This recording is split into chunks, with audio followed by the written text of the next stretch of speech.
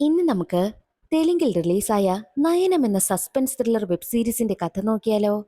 കഥയുടെ ചുരുക്കം എന്തെന്നാൽ, കണ്ണ് ഡോക്ടറായ നായകൻ വ്യത്യസ്തമായൊരു റിസർച്ച് ചെയ്യുകയാണ്. എന്തെന്നാൽ തന്നെ കാണാൻ വരുന്ന രോഗികളുടെ കണ്ണിൽ നിന്നും അവരറിയാതെ ഒരു കാര്യം കുത്തിയെടുക്കുന്നു. ആ സാമ്പിൾ താൻ കണ്ടുപിടിച്ച കണ്ണടയിൽ വെക്കുകയാണ്. അപ്പോൾ അവർ ചെയ്യുന്നതെല്ലാം നായകന് കാണുവാനായും കഴിയുന്നു. മറ്റുള്ളവരുടെ രഹസ്യമറിയാൻ നായകന് നല്ല താല്പര്യമാണ്. എന്നാൽ ഒരു ഘട്ടത്തിൽ ഒരാൾ മറ്റൊരാളെ കൊല ചെയ്യുന്നത് നായകൻ കണ്ടു. അതെങ്ങനെ പോലീസിൽ അറിയിക്കുമെന്ന് നായകൻ അറിയത്തേയില്ല. ആരാരെയാണ് കൊന്നത്, അവൻ എങ്ങനെ ഇതൊക്കെ പോലീസിനെ അറിയിച്ചു എന്നൊക്കെ അറിയണ്ടേ? എങ്കിൽ നമുക്ക് വേഗം സീരീസിന്റെ കഥയിലേക്ക് കടക്കാം. അതിനു മുൻപായിട്ട് വീഡിയോ കാണുന്ന കൂട്ടുകാർ ഒന്ന് ലൈക്ക് ചെയ്ത് സപ്പോർട്ട് ചെയ്യാനും കമന്റ് സെക്ഷനിലെ ഹൈപ്പ് എന്നൊരു ഓപ്ഷൻ ക്ലിക്ക് ചെയ്യാനും മറക്കരുതേ. കഥ തുടങ്ങുമ്പോൾ വെപ്രാളപ്പെട്ട് തന്റെ ക്ലിനിക്കിലേക്ക് ഓടി വരുന്ന കഥാനായകനായ നയനെയാണ് കാണിക്കുന്നത്. നയൻ ഒരു കണ്ണ് ഡോക്ടറാണ്. തന്റെ ക്ലിനിക്കിൽ വന്നിട്ട് എന്തൊക്കെയോ എടുത്തുകൊണ്ട് പോകുവാനായി ശ്രമിക്കുന്ന സമയം തന്നെയായിരുന്നു പിന്നിലൂടെ ഒരാൾ വന്ന് നയന്റെ തലക്കടിച്ച് വീഴ്ത്തുന്നതും. നയനാണെങ്കിൽ ബോധം കെട്ട് തറയിൽ വീഴുകയാണ്. അപ്പോൾ നയന്റെ വോയിസിൽ കൂടെ തന്നെ കുറച്ച് കാര്യങ്ങൾ നമ്മളോട് പറയുന്നുണ്ട്. എന്തുകൊണ്ടാണ് ഞാൻ ഇങ്ങനെ വീണ് കിടക്കുന്നതെന്ന് നിങ്ങൾക്കറിയണ്ടേ എന്ന് ചോദിച്ചുകൊണ്ട് നയന്റെ കുട്ടിക്കാലമാണ് കാണിക്കുന്നത്. കുട്ടിയായിരുന്ന നയനാണെങ്കിൽ അവന്റെ അമ്മ അച്ഛന്റെ പോക്കറ്റിൽ നിന്നും കാശ് എടുക്കുന്നത് കാണുന്നുണ്ട്. എന്നാൽ കാശെടുത്ത അമ്മയാണെങ്കിൽ കുറച്ച് കാശ് നയന് കൊടുത്തിട്ട്, ഞാൻ കാശെടുത്ത കാര്യം നീ ആരോടും പറയരുത്, പ്രത്യേകിച്ച് അച്ഛനോട് പറയരുതെന്ന് പറഞ്ഞിട്ടാണ് അമ്മ അവിടെ നിന്ന് പോകുന്നത്. അപ്പോൾ നയൻ വിശ്വസിക്കുന്നത്, നമ്മൾ എന്ത് കള്ളം പറഞ്ഞാലും പക്ഷേ നമ്മുടെ കണ്ണ് കള്ളം പറയില്ലല്ലോ എന്നാണ്. അന്നു മുതൽ കണ്ണിനെ കുറിച്ച് അറിയുന്നതിനോട് നയന് വല്ലാത്ത താല്പര്യമായിരുന്നു.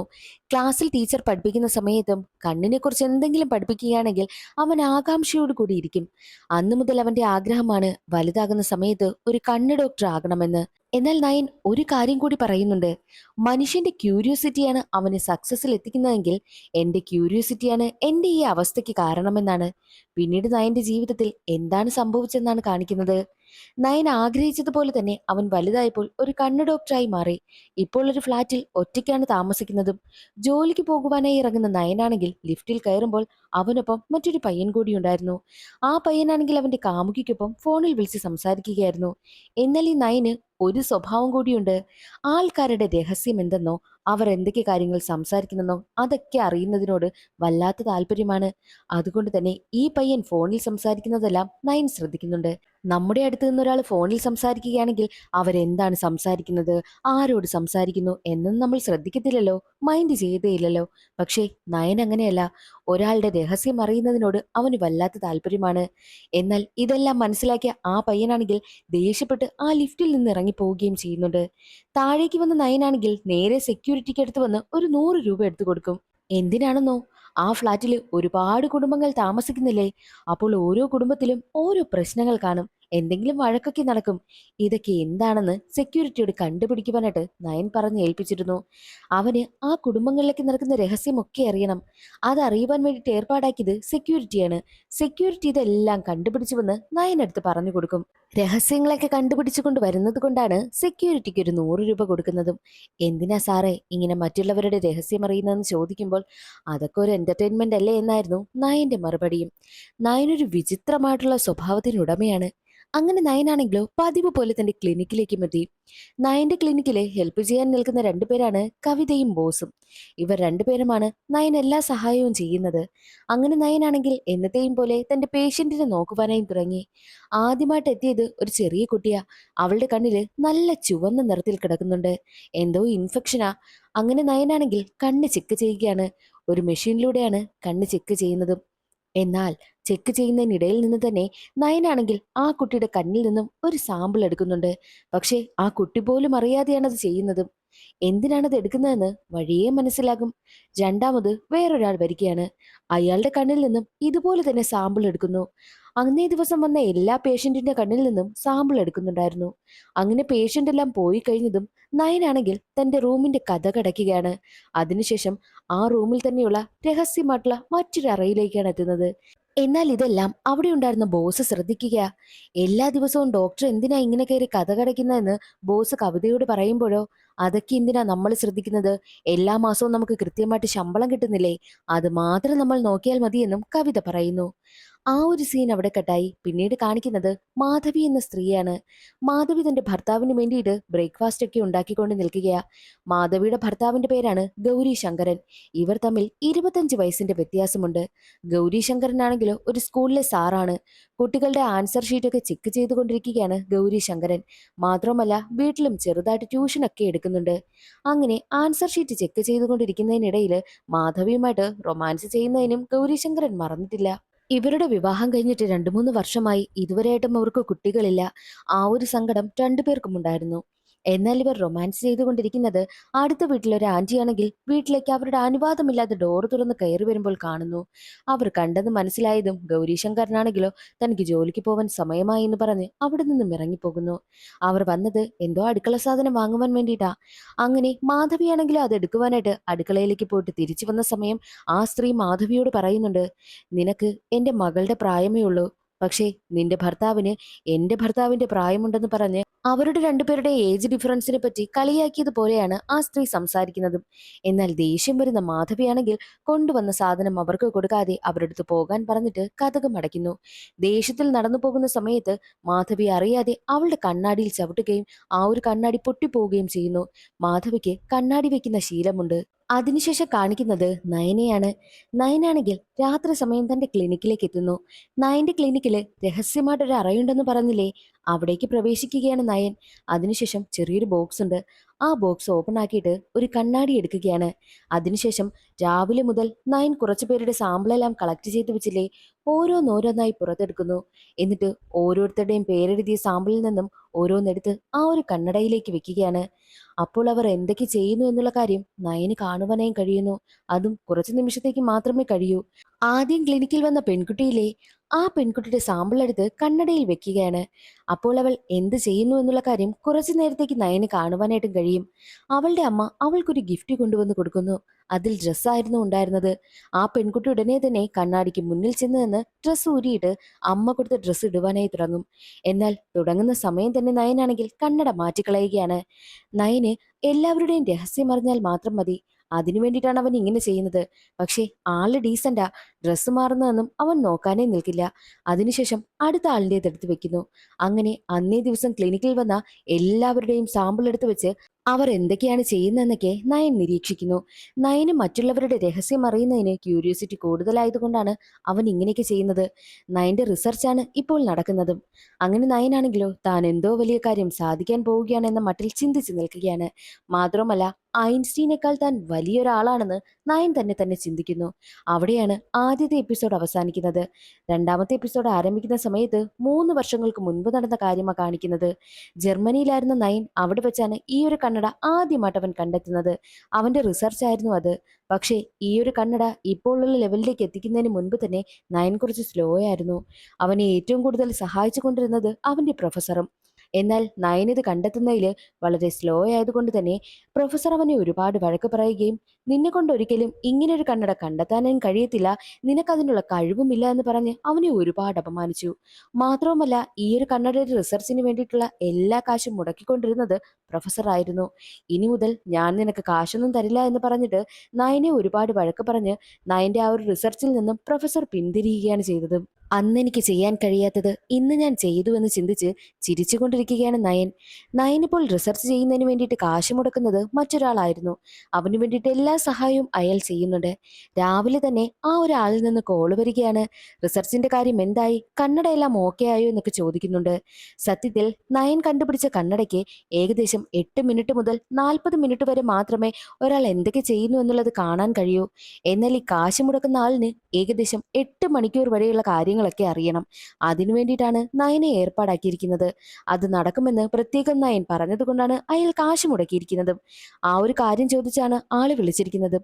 8 മണിക്കൂറെല്ലാം കാണാൻ കഴിയുമെന്ന് നീ പറഞ്ഞത് വിശ്വസിച്ചുകൊണ്ടാണ് നിനക്ക് ഞാൻ കാശ് മുടക്കിയിരിക്കുന്നത്. അത് നടന്നില്ല എന്നുണ്ടെങ്കിൽ ഞാൻ എന്തൊക്കെ ചെയ്യുമെന്നുള്ള കാര്യം എനിക്ക് പോലും അറിയില്ല എന്ന് വിരട്ടിക്കൊണ്ടാണ് അയാൾ കോള് കട്ട് ചെയ്യുവാനായിട്ട് ഒരുങ്ങുന്നതും. വിരട്ടുകയൊന്നും വേണ്ട, എല്ലാ കാര്യങ്ങളും റെഡിയാവും. 8 മണിക്കൂറത്തേക്ക് ഞാൻ ഈ ഒരു കണ്ണട റെഡിയാക്കി തരുമെന്നും നയൻ പറഞ്ഞിട്ടാണ് കോള് കട്ട് ചെയ്യുന്നത്. ആ ഒരു സീൻ അവിടെ കട്ടായി മാധവിയെ കാണിക്കുന്നു. മാധവി ക്രാഫ്റ്റ് വർക്കൊക്കെ ചെയ്യുന്നത് കൊണ്ട് തന്നെ മാധവിക്ക് കണ്ണട അത്യാവശ്യമായിരുന്നു. വീട്ടിലെത്തിയ ഗൗരീശങ്കരനോട് കണ്ണട പൊട്ടിപ്പോയ കാര്യം മാധവി പറയുന്നു.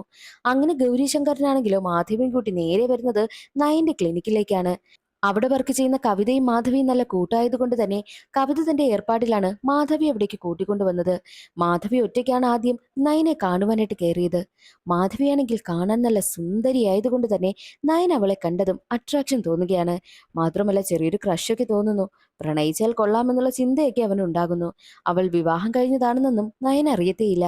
അതുകൊണ്ട് തന്നെ ആദ്യമായിട്ട് കയറി വന്ന മാധവിയെ കണ്ടത് അവൻ ഫ്ലർട്ട് ചെയ്യുവാനായിട്ടൊക്കെ തുടങ്ങുന്നുണ്ട്. എന്നാൽ അപ്പോൾ തന്നെ ഗൗരീശങ്കരൻ കയറി വരുന്നു. ഗൗരീശങ്കരനെ കണ്ടതും ഇതാരാ, അച്ഛനാണോ എന്ന് നയൻ ചോദിക്കുന്നു. അല്ല, എന്റെ ഹസ്ബൻഡ് ആണെന്നും മാധവി മറുപടി പറയും. അത് കേട്ടതും നയന് വല്ലാതെ ദേഷ്യം വരികയും മറ്റൊരുത്തന്റെ ഭാര്യയെ താൻ അങ്ങനെ ഒരു കണ്ണിൽ കാണണ്ട എന്നൊക്കെ നയൻ ചിന്തിക്കുമെങ്കിലും മാധവിയുടെ സൗന്ദര്യത്തിൽ അവൻ വീണു പോവുകയാണ്. അവനവളെ ആരും അറിയാതെ തന്നെ സൈറ്റ് അടിച്ചുകൊണ്ടേയിരിക്കുന്നു. അങ്ങനെ മാധവിയുടെ കണ്ണും ടെസ്റ്റ് ചെയ്യുവാനായിട്ട് വിളിക്കുകയാണ്. ആ ഒരു മെഷീനിലൂടെ അവൻ ടെസ്റ്റ് ചെയ്യുമ്പോഴും മാധവിയുമായിട്ട് റൊമാൻസ് ചെയ്യുന്നതൊക്കെയാണ് അവന്റെ മനസ്സിലൂടെ കടന്നു പോകുന്നതും. അങ്ങനെ അവൻ മാധവിയുടെ രഹസ്യങ്ങളൊക്കെ അറിയുവാൻ വേണ്ടിയിട്ട് മാധവിയുടെ കണ്ണിൽ നിന്നും അവൾ അറിയാതെ തന്നെ സാമ്പിൾ എടുക്കുന്നു. അതേസമയം തന്നെ മാധവി പറയുന്നുണ്ട്, ഗൗരീശങ്കറിന്റെ കണ്ണിനും ചെറിയ കാഴ്ചയ്ക്ക് പ്രശ്നമുണ്ട്. അതുകൊണ്ട് തന്നെ കണ്ണൊന്ന് ചെക്ക് ചെയ്യുവാനായിട്ട് പറഞ്ഞ് ഗൗരീശങ്കറിനെയും ചെക്ക് ചെയ്യുവാനായിട്ട് പിടിച്ചിരുത്തുന്നു. അപ്പോൾ നയന് ഗൗരീശങ്കറിന്റെ രഹസ്യം കൂടി അറിയാമല്ലോ. മാത്രമല്ല ഗൗരീശങ്കറിന്റെ കണ്ണിൽ കൂടി മാധവിയുടെ സൗന്ദര്യം ആസ്വദിക്കാമെന്നാണ് നയൻ കരുതുന്നതും. അതുകൊണ്ട് തന്നെ ഗൗരീശങ്കറിന്റെ കണ്ണിൽ നിന്നും സാമ്പിൾ എടുക്കുകയാണ്. കണ്ണട റെഡിയായതിനു ശേഷം വന്നാൽ മതിയെന്ന് പറഞ്ഞ് മാധവിയെയും ഗൗരീശങ്കറിനെയും അവിടെ നിന്ന് പറഞ്ഞു വിടുന്നു. എന്നാൽ ഈ നയന്റെ കണ്ണാടിയിൽ ഒരു ഹിഡൻ ക്യാമറയുണ്ട്. അതുവഴി മാധവി പോകുന്നതും വരുന്നതും എല്ലാം അവൻ റെക്കോർഡ് ചെയ്ത് വെച്ചിരിക്കുകയാണ്. കാരണം നയന് മാധവിയെ ഒരുപാട് ഇഷ്ടമായി. പെൺകുട്ടികളുടെ വിഷയങ്ങളിലൊക്കെ നയൻ ഡീസന്റ് ആണെങ്കിലും മാധവിയെ ഇഷ്ടമായതുകൊണ്ട് തന്നെ തന്റെ കണ്ണടയിൽ റെക്കോർഡായ മാധവിയുടെ ആ വീഡിയോ ഒക്കെ എടുത്തെടുത്ത് ഇടയ്ക്കിടയ്ക്ക് നോക്കാറുണ്ടായിരുന്നു. അങ്ങനെ അടുത്ത ദിവസമാണെങ്കിൽ മാധവി കണ്ണട വാങ്ങുവാനായിട്ട് എത്തിയിരിക്കുകയാണ്. മാധവിയെ കണ്ടതും നയൻ വീണ്ടും പഴയതുപോലെ ഫ്ലർട്ട് ചെയ്യും പോലെയാണ് സംസാരിക്കുന്നതും. അതൊന്നും മൈൻഡ് ചെയ്യാതെ മാധവി കണ്ണടയും വാങ്ങി അവിടെ നിന്ന് പോവുകയാണ്. അങ്ങനെ കുറേ നേരം കഴിഞ്ഞതും പതിവ് പോലെ തന്നെ മാധവിയുടെയും മാധവിയുടെ ഹസ്ബൻഡിന്റെയും സാമ്പിൾ എടുത്ത് തന്റെ ഒരു സ്പെഷ്യൽ കണ്ണടയിൽ വെച്ച് നോക്കുകയാണ്. എന്താണ് അവർ ചെയ്യുന്നതെന്നൊക്കെ കാണാലോ. മാധവിയുടെ സാമ്പിളാണ് ആദ്യം എടുത്തത്. മാധവിയാണെങ്കിൽ കണ്ണാടിക്ക് മുന്നിൽ നിന്ന് ഒരുങ്ങുകയാണ്. അതെല്ലാം നയൻ ആസ്വദിക്കുന്നുണ്ട്. അതിനുശേഷം മാധവി നേരെ പോകുന്നത് ബെഡിലേക്കായിരുന്നു.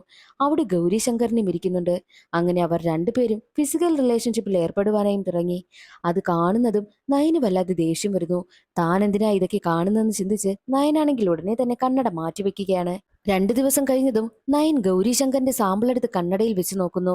അപ്പോൾ ഒരാളുമായിട്ട് ഗൗരീശങ്കറിൽ നിന്ന് വഴക്ക് കൂടുന്നതാണ് കാണുന്നത്. ആ ആളാണെങ്കിലോ ഗൗരീശങ്കറിനുമായിട്ട് നന്നായിട്ട് വഴക്ക് കൂടുകയും അവസാനം തന്റെ ബൈക്കും എടുത്ത് പോവുകയും ചെയ്യുന്നുണ്ട്. അത് കഴിഞ്ഞ് നേരെ മാധവിയുടെ സാമ്പിൾ എടുത്ത് നോക്കുന്നു. അപ്പോൾ മാധവിയാണെങ്കിലോ ക്രാഫ്റ്റ് വർക്കും ഡ്രോയിങ്ങും ഒക്കെ ചെയ്തില്ലേ, അതെല്ലാം കണ്ട് ചിരിച്ചുകൊണ്ട് നിൽക്കുകയാണ് നയൻ. അതിനുശേഷം വീണ്ടും കുറച്ചു ദിവസം കഴിഞ്ഞ് ഗൗരീശങ്കറിന്റെ സാമ്പിൾ എടുത്ത് വെച്ച് നോക്കുന്നു. അപ്പോൾ കാണുന്നതോ നയന്റെ ക്ലിനിക്കിൽ വർക്ക് ചെയ്യുന്ന കവിതയിലെ കവിതയുടെ സഹോദരിക്ക് ട്യൂഷൻ എടുക്കുന്നത് ഗൗരി ശങ്കറിനായിരുന്നു. അങ്ങനെ ട്യൂഷൻ എടുത്തുകൊണ്ടിരിക്കുന്നതും മാത്രമല്ല ആ കുട്ടിയെ അടിക്കുന്നതുമൊക്കെ നയൻ കാണുന്നുണ്ട്. അതിനുശേഷം നയൻ വീണ്ടും മാധവിയുടെ സാമ്പിൾ എടുത്ത് വെച്ച് നോക്കുന്നു. അതിൽ കാണുന്നത് മാധവിയാണെങ്കിൽ മാർക്കറ്റിൽ സാധനം വാങ്ങുവാനായി വന്ന് നിൽക്കുകയാ. അപ്പോൾ മാധവിക്കടുത്തേക്ക് ഒരാൾ സംസാരിക്കുവാനായും എത്തുന്നുണ്ട്. അയാളോട് മാധവി നല്ല ചിരിച്ചു ചിരിച്ചാണ് സംസാരിക്കുന്നതും. ആൾ മറ്റാരുമല്ല ഗൗരീശങ്കറിനുമായിട്ട് വഴക്കിട്ട് പോയ ഒരാളില്ലേ, അയാളുടെ പേര് അശോക് എന്നാണ്. അശോകുമായിട്ടാണ് മാധവി നിന്ന് ചിരിച്ച് സംസാരിക്കുന്നതും. എന്തുകൊണ്ടായിരിക്കാം ഗൗരീശങ്കരൻ വഴക്കിട്ട് പിണങ്ങിയ ആളുമായിട്ട് മാധവി സംസാരിക്കുന്നതെന്നൊക്കെ നയൻ ചിന്തിക്കുന്നു. ഒരു സാമ്പിൾ തീരുന്നതുവരെ മാത്രമേ അവരെന്ത് ചെയ്യുന്നു എന്നുള്ള കാഴ്ചയൊക്കെ നയന് കാണുവാനായിട്ടും കഴിയത്തുള്ളൂ. നയൻ ഇങ്ങനെ തന്റെ സീക്രട്ട് റൂമിലിരുന്ന് ഓരോരുത്തർ എന്ത് ചെയ്യുന്നു എന്നൊക്കെ ചെക്ക് ചെയ്തുകൊണ്ടിരിക്കുകയല്ലേ. ഓരോരുത്തരല്ല, പ്രത്യേകിച്ച് മാധവി എന്ത് ചെയ്യുന്നെന്നൊക്കെ കണ്ടുകൊണ്ടിരിക്കുന്നത് കൊണ്ട് തന്നെ പുറത്തു വന്ന് പേഷ്യന്റിനെയൊന്നും ചികിത്സിക്കുന്നതേയില്ല. അതുകൊണ്ട് തന്നെ ബോസും കവിതയും ഒക്കെ എന്തായിരിക്കാം സാർ അതിനകത്ത് ചെയ്യുന്നത് എന്നൊക്കെ ചിന്തിക്കുകയും ഫോൺ വിളിക്കുകയും ഒക്കെ ചെയ്യുന്നുണ്ട്. പക്ഷേ കോളൊന്നും നയൻ എടുക്കുന്നതേയില്ല. മാധവിയെ തന്നെ ശ്രദ്ധിച്ചുകൊണ്ടിരിക്കുക. നയൻ ഗൗരീശങ്കറിന്റെയും മാധവിയുടെയും സാമ്പിൾ ഇടയ്ക്കിടയ്ക്ക് മാറ്റിയിട്ട് അവരെന്ത് ചെയ്യുന്നു എന്നൊക്കെ കണ്ടുകൊണ്ടിരിക്കുക. പ്രത്യേകിച്ച് മാധവി എന്ത് ചെയ്യുന്നുവെന്ന്. ഗൗരീശങ്കറിനാണെങ്കിലോ മാധവിയുടെ കാലയ്ക്ക് തടവിക്കൊണ്ടിരിക്കുകയാണ്. ഇതെല്ലാം കാണുന്ന നയനാണെങ്കിൽ താനായിരുന്നു ആ സ്ഥാനത്തെങ്കിൽ മാധവിയുടെ കാലയ്ക്ക് താനിങ്ങനെ തടവിക്കൊണ്ടിരിക്കുമായിരുന്നല്ലോ എന്നൊക്കെ ചിന്തിക്കുന്നു. കാരണം നയന് മാധവിയെ അത്രയ്ക്ക് ഇഷ്ടമാണ്. രാത്രി സമയം മാധവി എന്ത് ചെയ്യുന്നു എന്നറിയുവാൻ വേണ്ടിയിട്ട് മാധവിയുടെ സാമ്പിൾ ഇട്ടു നോക്കുന്ന സമയത്താണ് മാധവി കണ്ണാടിക്ക് മുന്നിൽ നിന്ന് ഡ്രസ്സൊക്കെ മാറിയിട്ട് എവിടേക്കോ പോകുവാനായി റെഡിയാവുകയാ. മാത്രമല്ല മുഖമൊക്കെ മറച്ചുകൊണ്ടാണ് പോകുവാനായി ഇറങ്ങുന്നത്. പോകുന്നതിന് മുൻപ് തന്നെ ഗൗരീശങ്കരൻ ഉറങ്ങിയോ എന്നൊക്കെ ഉറപ്പുവരുത്തിയതിനു ശേഷമാണ് പോകുന്നതും. അത് കാണുന്ന നയന് വല്ലാതെ ടെൻഷനാകുന്നു. ഇനി മാധവിക്ക് വേറെ വല്ല അഫയറും ഉണ്ടായിരിക്കുമോ, അവൻ അടുത്തേക്കായിരിക്കുമോ പോകുന്നതെന്നൊക്കെ നയൻ ചിന്തിക്കുന്നു. അവൾ എന്താണ് ചെയ്യുന്നതെന്നൊക്കെ നയൻ ശ്രദ്ധിക്കുകയാണ്. മാധവി നേരെ മുഖമൊക്കെ മറച്ച് ഇറങ്ങി ചെല്ലുന്നത് മറ്റൊരു മുഖമൊക്കെ മറച്ച് കോട്ടൊക്കെ ധരിച്ച ഒരാളിന് അടുത്തേക്കാണ്. അയാളുടെ കൂടെ മാധവി എങ്ങോട്ടോ പോകുന്നു. പിന്നീട് കാണിക്കുന്നത് മാധവി ഒരു ഫോണിലെ സിമ്മൊക്കെ മാറുന്നതായിട്ടാണ്. എന്താണ് ഇവൾ ചെയ്യുന്നതെന്നൊക്കെ നയൻ ചിന്തിക്കുന്നു.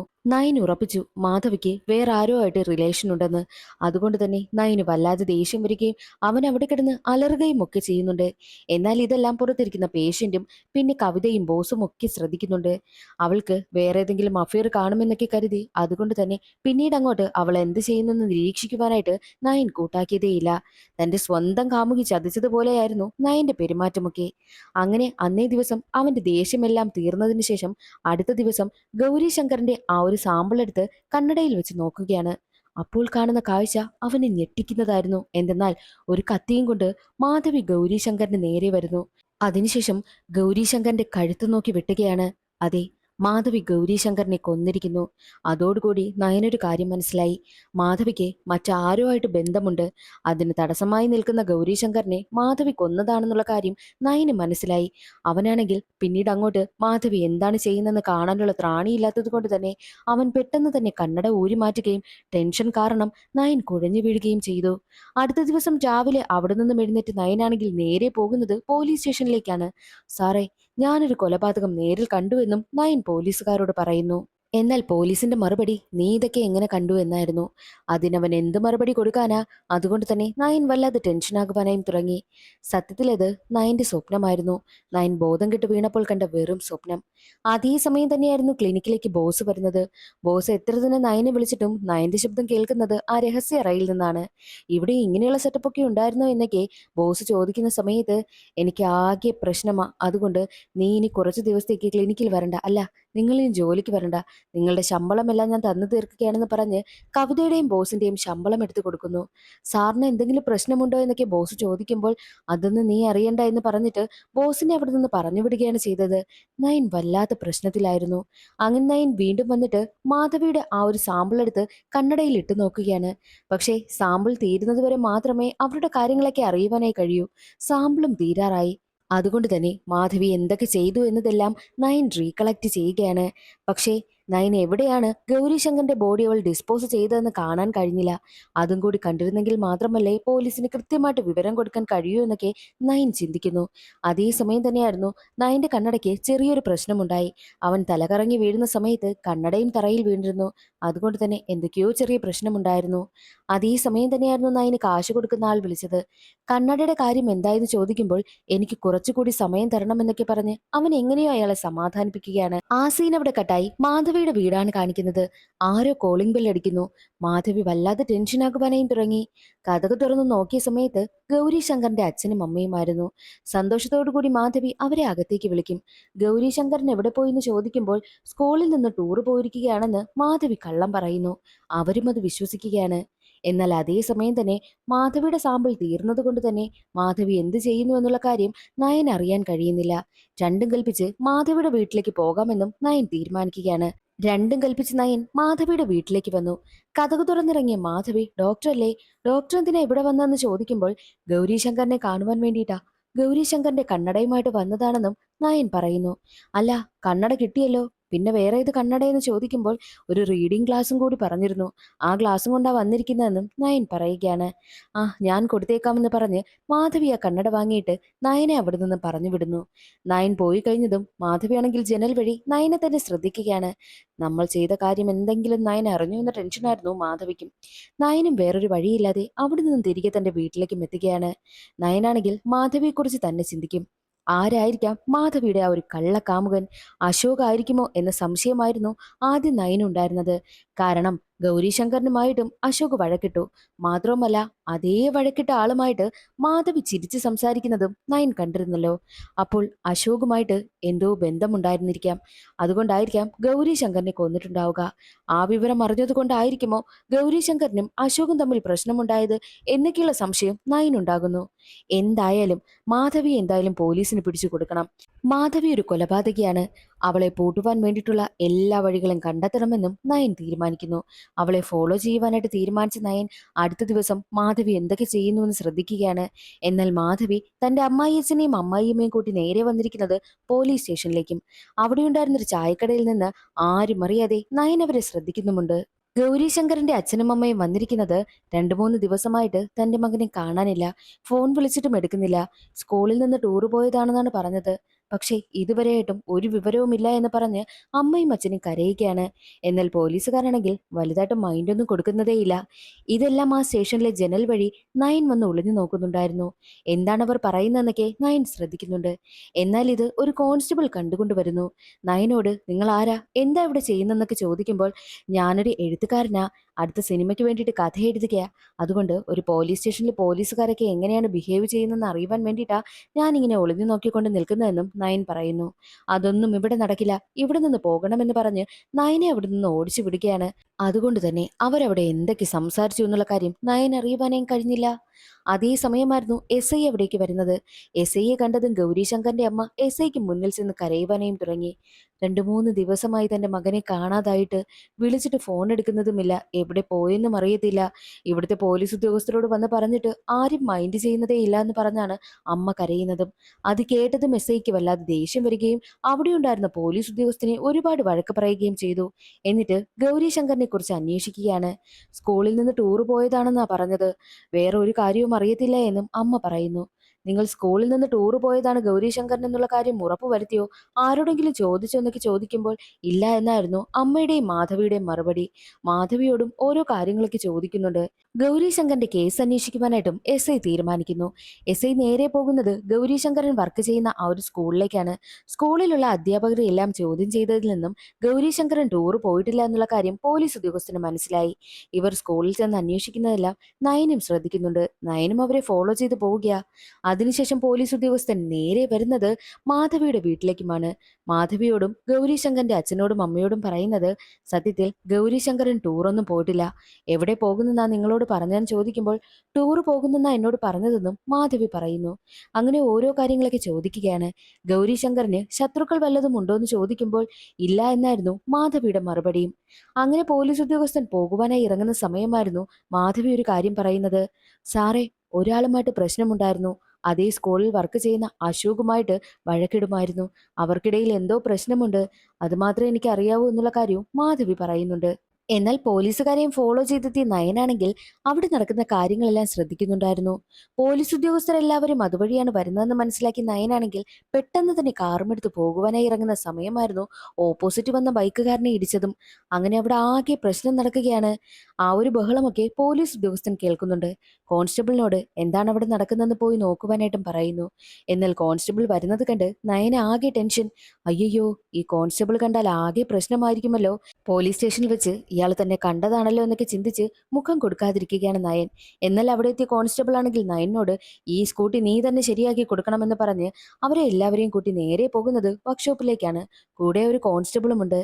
എന്നാൽ മറ്റൊരു വശത്ത് ബോസ് നേരെ വന്നിരിക്കുന്നത് കവിതയെ കാണുവാൻ വേണ്ടിയിട്ടാണ്. നയൻ ഇനി കുറച്ചു നാളത്തേക്ക് ക്ലിനിക്ക് തുറക്കില്ല എന്നും നമുക്ക് വേണ്ടിയിട്ടുള്ള കാശെല്ലാം തന്നിട്ടുണ്ട് എന്ന് പറഞ്ഞ് കവിതയുടെ ശമ്പളവും കവിത ഏൽപ്പിക്കുന്നു. എന്താ ക്ലിനിക്ക് തുറക്കാത്തതിന് കാരണമെന്നൊക്കെ കവിത ചോദിക്കുമ്പോൾ അതൊന്നും എനിക്കറിയത്തില്ല, എന്നോടതൊന്നും പറഞ്ഞിട്ടില്ല എന്നും ബോസ് പറയുന്നു. പോകുവാനായി ഇറങ്ങുന്ന ബോസാണെങ്കിൽ തന്റെ ഉടുപ്പിലുണ്ടായിരുന്ന തൊപ്പിയെടുത്ത് തലയിലൂടെ ഇടുകയാണ്. അതും കറുത്ത ഡ്രസ്സായിരുന്നു. അത് കാണുമ്പോൾ അന്ന് മാധവിക്കൊപ്പം വന്ന ആ ഒരാൾ ഇതുപോലൊരു ഡ്രസ്സായിരുന്നു ധരിച്ചിരുന്നത്.